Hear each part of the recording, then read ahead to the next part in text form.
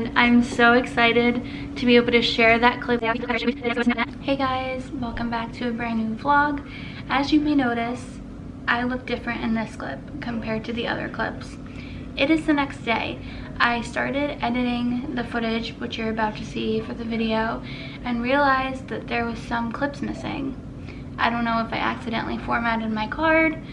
I don't know what happened, but some footage was missing. So here we are. I want to talk to you guys about the maternity 21 testing that we did for baby. Also, please excuse how I look. My dog kept me up most of the night last night, and I woke up with a little bit of a headache this morning, like right here in the center of my forehead. I drank some coffee, but I also have my water, so.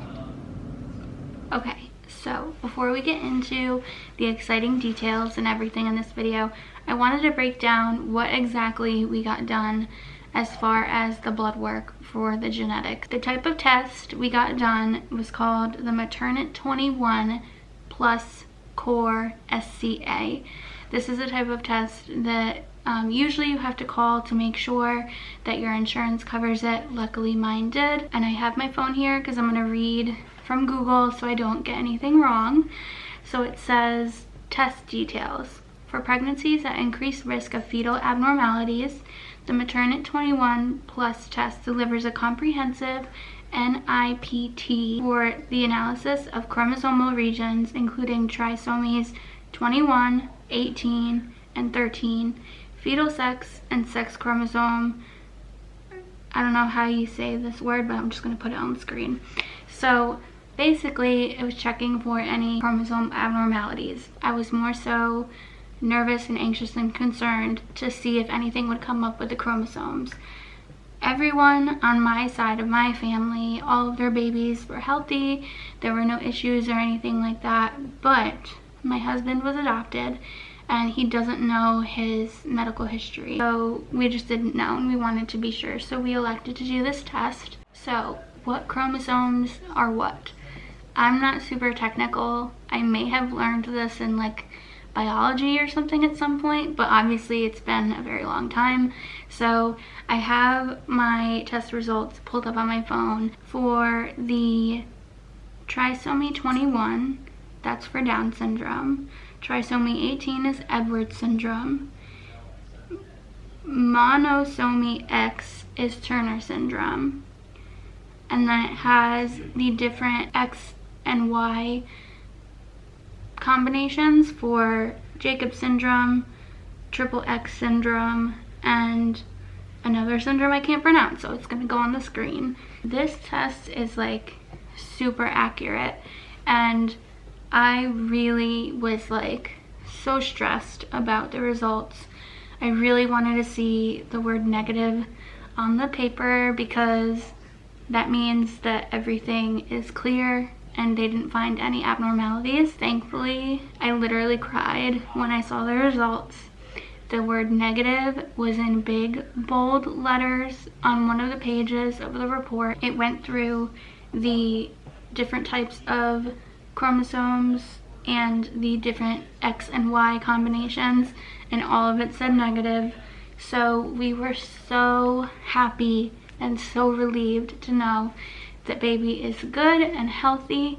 And although we did the 12-week scan where they measured the little like area behind the neck for Down syndrome, this gave us even more further validation and confirmation that everything is okay. Totally just amazing news. I am sending my thoughts and prayers and positive vibes to those who are awaiting their results. If you've gotten this blood work done and you're waiting for the results or a call from your doctor, I hope that everyone can experience this like weight of relief in knowing that their baby is healthy and doing well. Now, to get to the exciting part, not that that wasn't happy and exciting news, but with this test, it is so accurate that you can actually detect gender in terms of the, I assume the blood, like in the blood somewhere, you can like tell what you're having. I'm so excited,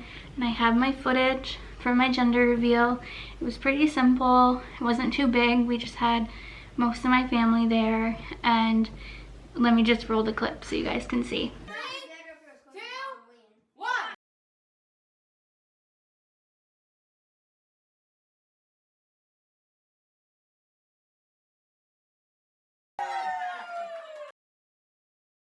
We're having a girl. I can't believe we're having a girl, and I'm so excited to be able to share that clip with you guys, to show you guys our reactions. I think that was weighing on my mind a lot more than worrying about what gender we were having, because I would have been happy with either a boy or a girl. And to be honest with you, I thought I was gonna be wrong. I thought it was gonna be a boy, and to find out that we were actually gonna have a girl, and it's just, I'm so excited. I'm so excited. Can't wait to start buying things and adding more things to our registries. And I was up until like midnight last night on both Target.com and Amazon, the two places where we're registered. I was adding clothes and rugs and storage things. It was just like, this is cute, that one's cute, and I'm so excited to be able to share this news with you guys. Thank you guys so much for those of you who have been following along so far. I know that there's so much more to come, and I'm so excited to bring you guys along. I'm so excited to start like decorating her nursery. It's gonna be so much fun. I also wanted to do a little first trimester recap. I can't believe I'm already in my second trimester. As of today, I am 14 weeks and 1 day. Baby is the size of a peach, equivalent to a peach, and she is 5.8 inches and weighs about 3.3 ounces. So still really tiny. This is the start of my second trimester. Like, I can't believe the first trimester has gone by so quickly. To be honest with you guys, in the beginning, when I had first found out that I was pregnant, like I mentioned in the vlog where I tell you guys that we're expecting, I really couldn't believe it. Like, I felt like I was dreaming. Something told me to take a test. It was only 1 day late. It wasn't like I was a week late or 2 weeks late. My cycles have usually been on time, you know, maybe a day or two off. I did end up getting like a head cold for my husband the week before, so there was like a lot of mucus and stuff, so like naturally, like I hate that, so it usually makes me nauseous. I didn't think anything of it. You know what? The worst it can be is negative, and as you guys saw, if you didn't, I'll insert the clip here. I was shaking when I saw the word pregnant on both digital tests that I took.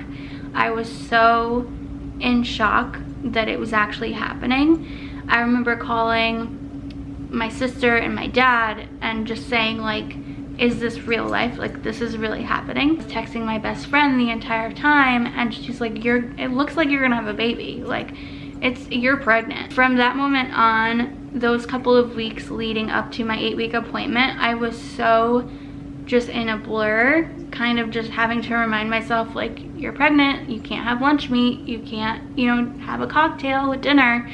And not that it was much of an adjustment, but it was just something that was so new to me, and it still is new to me. Seeing that little bean on the screen and the heartbeat and everything, even up to my 12-week appointment, I was so shocked to know, like, I had no nausea other than when I would get hungry. Even now, I get like starving, like as if I haven't eaten for like 3 days.